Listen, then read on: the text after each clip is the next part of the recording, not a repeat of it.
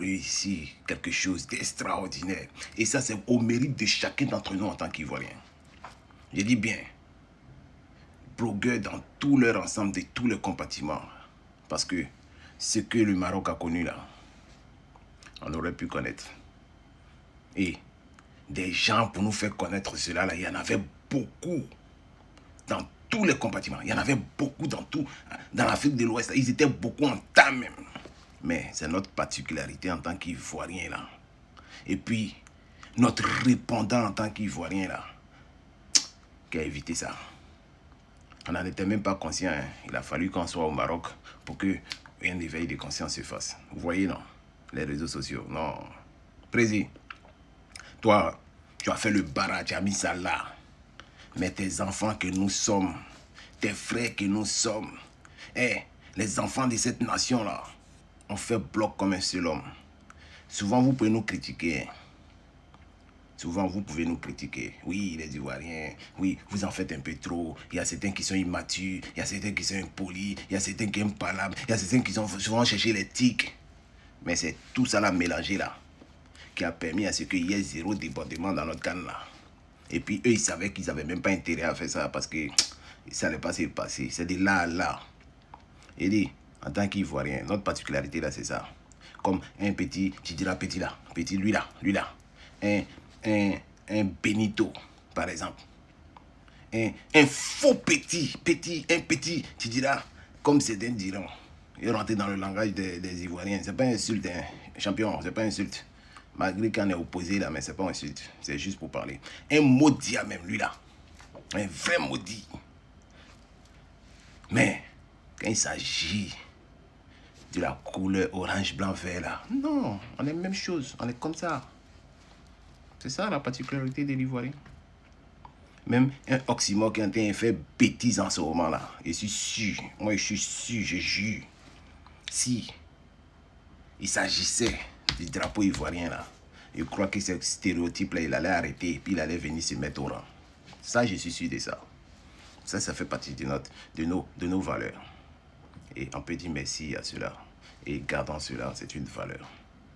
Merci à tous les Ivoiriens qui ont permis à ce que cette fête-là soit belle. Merci au gouvernement ivoirien qui a mis les bouchées doubles. Mais les blogueurs ont joué leur part. Tous les Ivoiriens dans leur ensemble ont joué leur part. Pour que cela soit. C'est aujourd'hui qu'on voit ce qui s'est passé au Maroc, là, on s'en rend compte. On peut être fiers de nous. Et puis, en espérant qu'on ne voyait plus ce qui s'est passé au Maroc, là. Ça n'honore pas l'Afrique. Mais pour l'instant, nous, on est Ivoiriens. On est content que c'est pas parti de chez nous parce que des gens avaient voulu que ça le soit. Et des gens, là, il y en avait beaucoup. Mais eux, ils savaient que non, l'adversaire était Ivoirien. C'est ça aussi qui fait que c'est nous. On est Ivoiriens. Et quand ils disent ça, je suis fier, je suis content. Ça vous fait mal, mais c'est ça. La Côte d'Ivoire nous a marqué avec l'organisation de la CAN chez eux. Même le président de la CAF a eu à témoigner de la sorte. Et laissez-moi vous dire que c'est la première fois pour moi de voir le président de la CAF parler ainsi. Il a dit dans sa vidéo, dans son interview que voilà, la Côte d'Ivoire a réalisé la plus belle CAN jamais organisée dans l'histoire. Et sur le plan économique, la Côte d'Ivoire a tellement fait rentabiliser la CAF comme jamais. Imaginez-vous que, généralement, lors des CAN précédentes, la CAF recevait près de 4 millions d'euros. Imaginez près de 4 millions d'euros avec près de 60 sponsors. Mais lorsque la Côte d'Ivoire a réalisé la CAN chez eux, on a eu près de 120 sponsors, donc 2 fois qu'auparavant, un peu les amis. Et pourtant auparavant, on avait les 4 millions d'euros, on avait les 10 millions d'euros si c'est trop. Mais cette fois-ci en Côte d'Ivoire, ils ont récupéré près de 800 millions d'euros.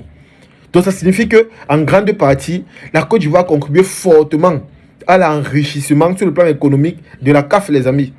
Ils ont contribué sur cela. Mais moi, personnellement, je ne vais pas m'attarder sur le plan économique parce que là-bas, c'est le business, c'est leur argent. Moi, je vais beaucoup plus me baser sur l'hospitalité. Je vous assure, les amis, quand j'ai vu comment les Marocains, les Algériens, toutes les nationalités confondues, étaient accueillis en Côte d'Ivoire lors de la CAN, sans vous mentir, j'ai eu les larmes aux yeux. C'est là que j'ai compris pour la première fois que voilà un pays qui aime tout le monde de la même manière, du même degré, bref, sans faire de discrimination. Parce que l'amour là était inconditionnel. Voir les Maghrébiens plus précisément les Marocains, danser, le coupé décalé, le zouglou, manger à tchéquer, être fier, faire la promotion de la Côte d'Ivoire, étant en Côte d'Ivoire. Les amis, c'était simplement incroyable. C'était simplement incroyable parce que ce sont des choses qu'on a l'habitude de voir rarement. Comme j'ai dit hier dans une vidéo, moi, depuis des lustres, je m'étais fait des opinions, des jugements sur les Maghrébiens, comme étant des gens qui n'aiment pas les autres, comme étant des gens sélectifs, comme étant des gens qui n'aiment pas se mélanger en fait, qui ne se considèrent pas comme les Africains. Mais la Côte d'Ivoire m'a montré la différence. Il m'a montré que voilà, je peux me tromper. Et voilà que lors de la CAN au Maroc, vous avez vu comment les Marocains se sont comportés avec les Africains de manière générale. Peut-être que c'est vrai que voilà, à la dernière minute, à cause du match Sénégal-Maroc, il y a eu peut-être des égarements parce que voilà, on a vu des gens bagarrer et tout. Mais une chose est sûre, depuis le début de cette compétition, on a vu l'amour des Marocains vis-à-vis des Africains de manière générale. Et là, ce sont des choses qu'on voyait rarement. J'ai vu des vidéos où les Marocains disaient que voilà, moi j'aime les Ivoiriennes, je vais me marier avec une Camerounaise, je vais me marier avec une fille du continent. Bref, ça me touchait les amis. Ça c'est la preuve que voilà, on peut se brasser, on peut se mélanger, on peut s'unir.